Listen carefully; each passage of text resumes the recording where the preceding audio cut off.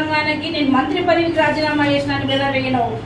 మరి కేసీఆర్ టికెట్ ఇచ్చినాక కూడా నేను నాకు విలువిస్తలేడు, గౌరవిస్తలేడు అని చెప్పేసి అందులోకి వెళ్ళి కూడా తప్పుకున్నావు.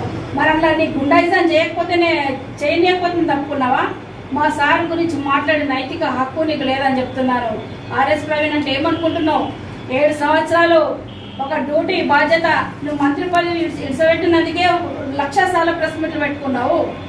మరి ఒక ఐపీఎస్ ఆఫీసర్ 7 సంవత్సరాలు ఉండగా కూడా పదవులు ప్రజల కోసము మరి ఆయన డ్యూటీని త్యాగం చేసి ఇలా బడుగు బలహీన వర్గాల గురించి ఆయన ఎంతో పోరాటం చేస్తున్నాడు. కొంచెమన్నా ఎంగిత జ్ఞానం నీకు ఉండాలా?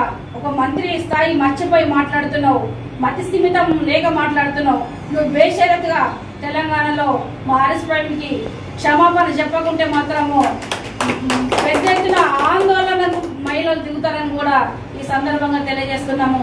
ముఖ్యంగా మా సార్ ఎక్కడన్నా గుర్తు పెట్టుకుంటాడు.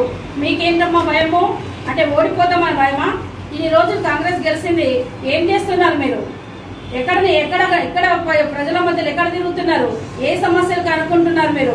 ఒక బస్సు ఒకటి ఫ్రీ పెట్టిండు, అక్కడ ఎన్ని దొంగతనాలు జరుగుతున్నాయి, దోపిడీలు జరుగుతున్నాయి.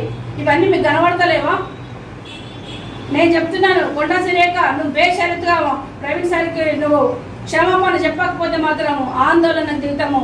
మీ రేవంత్ రెడ్డి గారికి కూడా మేము హెచ్చరిస్తున్నాము. రేవంత్ రెడ్డి గారు మాట్లాడలేరా?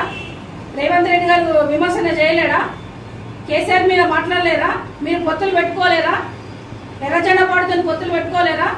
అవన్నీ ఎట్టిపోయినాయి. ఇలా మా సార్ గెలవంగానే మీకు గుండెలో పరుగులు రైలు ఎత్తున్నాయా? మేము ఖచ్చితంగా పార్లమెంట్లో మా సార్ని కూర్చుండబెడతాం. ఎంపీ గెలిపించుకొని కూర్చుండబెట్టి నువ్వు ఏ రకంగా గుండాయిజం అన్నావో ఆ కాళ్ళు పట్టుకునేటట్టు మేము చేస్తామని కూడా ఈ సందర్భంగా తెలియజేస్తున్నాం. జై భీమ్, జై భారత్.